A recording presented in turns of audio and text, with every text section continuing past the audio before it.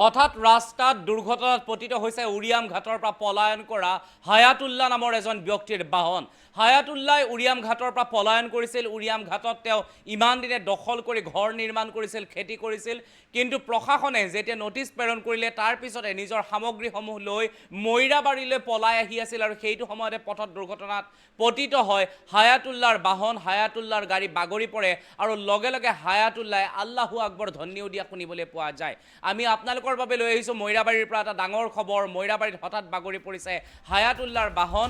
উৰিয়াম ঘাটৰ পৰা বয় বস্তু লৈ পলায়ন কৰোঁতে অঘটন হায়াতুল্লাহৰ সৈতে। উৰিয়াম ঘাটৰ পৰা পলায়ন কৰিছিল হায়াতুল্লাহে, ভয়ংকৰ দুৰ্ঘটনাত পতিত হ'ল বেদখলকাৰীৰ পৰিয়াল আৰু বেদখলকাৰীৰ পৰিয়ালে এতিয়া আল্লাহ সোঁৱৰণ কৰাও শুনিবলৈ পোৱা গৈছে। আমাৰ কেমেৰাত বন্দী হৈছে সেইসমূহ দৃশ্য। চামগুৰিত ভয়ংকৰ পথ দুৰ্ঘটনা সংঘটিত হৈছে।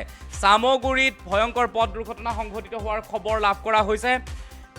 উৰিয়াম ঘাটত যিসকলে ইমান দিনে বেদখল কৰি আছিল তেওঁলোকে পলায়ন কৰিছিল, সামগ্ৰীসহ মৈৰাবাৰীলৈ গৈ আছিল বেদখলকাৰী। 127 নম্বৰ 4 লেনযুক্ত ৰাষ্ট্ৰীয় ঘাইপথৰ মাজত বাগৰিল উচ্ছেদস্থলীৰ পৰা সামগ্ৰী কঢ়িয়াই অনা বাহন। হায়াতুল্লাহ নামৰ লোকজনে উৰিয়াম ঘাটৰ পৰা মৈৰাবাৰীলৈ কঢ়িয়াই আনিছিল গৃহৰ সামগ্ৰীসমূহ আৰু দুৰ্ঘটনাৰ ফলত কথমপি ৰক্ষা পৰিল বাহনখনৰ চালক আৰু হেণ্ডিমেন। আমি জনাই আছোঁ উৰিয়াম ঘাটৰ পৰা ইজনৰ পিছত সিজনে পলায়ন কৰাৰ খবৰ। বহু ভিজুৱেল আছে আমাৰ ওচৰত।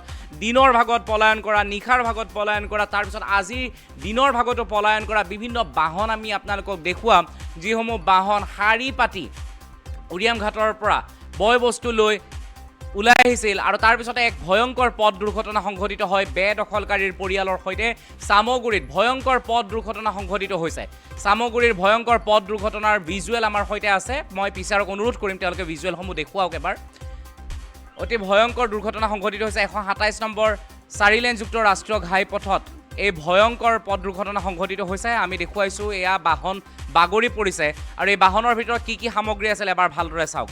আমি ইমান দিনে আপোনালোকক কৈ আছিলোঁ যে বেদখলকাৰীসকলে বহু সামগ্ৰী লৈ, কিন্তু তেওঁলোকৰ ঘৰৰ ভিতৰখনত বহু আটক ধুনীয়া আচবাব থাকে, কিন্তু তেওঁলোকৰ বাহিৰত তেওঁলোকে টিনৰ বেৰ, তেওঁলোকে বাহিৰত ইকৰাৰ বেৰ দি ৰাখে। দেখিবলৈ একদম এনেকুৱা লাগে যেন দুখীয়া দৰিদ্ৰ মানুহৰ ঘৰ, কিন্তু ঘৰৰ ভিতৰত কি কি সামগ্ৰী থাকে আমি আপোনালোকক এইবাৰ দেখুৱাইছোঁ।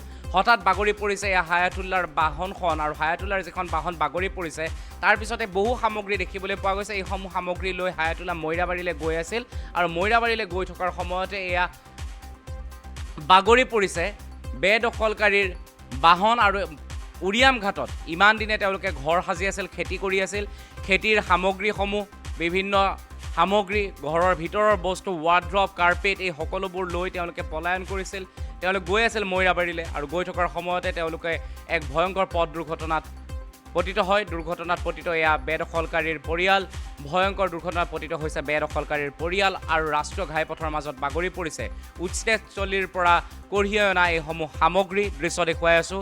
এয়া মৈৰাবাৰীলৈ গৈ থকাৰ সময়ত এই দুৰ্ঘটনা সংঘটিত হৈছে। ভয়ংকৰ দুৰ্ঘটনাত পতিত হৈছে এয়া মৈৰাবাৰীলৈ গৈ থকাৰ সময়ত বেদখলকাৰীৰ পৰিয়াল।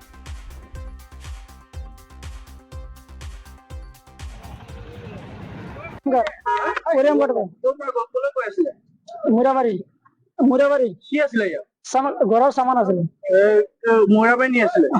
কাৰ মাল হয়? আমাৰ মাল হয়। আপুনি ক'ত আছিলে? উৰিয়াম ঘাটত আছিলে। কিহৰ কাৰণে আহিলে? উৰিয়াম ঘাট মানে তাত নটিচ দিছে এভাকচন হ'ব বুলি, মাল পত্ৰ খালী কৰিব কৈছে। এতিয়া আমি খালী কৰি আহি আছো। ইয়াত মানে চাপিং ভাঙি গৈছে, পিছপিনে দাঙি গৈছে, বেৰেক মাৰিব পোৱা নাই, মাৰিছে পাল্টি হৈ গৈছে। কিবা হৈছে নেকি? নাই নাই, একো হোৱা নাই। মোৰ অকলে অকমান ভৰি হায়াতুল্লাহ। হায়াতুল্লাহ ঘৰ উৰিয়াম ঘাট। মৈৰাবাৰী যাম।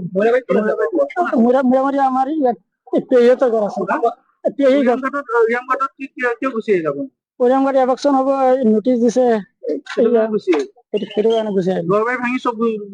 চব ভাঙি হয়। নাই, আমাৰ ঘৰত থাকিম। হয়। উৰিয়াম ঘাট কি আনিছিলে? সেইটো ঘৰৰ সামান। কলৈ গৈ আছিলে? মৈৰাবাৰী। কিহৰ কাৰণে? কি হ'ল এতিয়া? সেই তাত এভাকচন হৈ আছে, তাৰ পৰা নটিচ দিছে আহিব লাগে বোলে, জাগা খালী কৰিব লাগে, তাৰ পৰা আহি আছে। ইয়াত কি হ'ল চামে? ইয়াততো চাপেনটো ভাঙি পেলাই পিছফালে উঠি গৈছে আৰু ব্ৰেকটো কামেই নকৰিব, পিছত চাকাটো উঠি গৈছে আৰু মানুহ 3জন আছিল। নাই মানুহ একো কোনো মানে সেই তাৰ বডিটো অকণমান দুখ পাইছে। এতিয়া ক'ত পাইছিলে বাৰু? এতিয়া মৰিবাৰী যাম।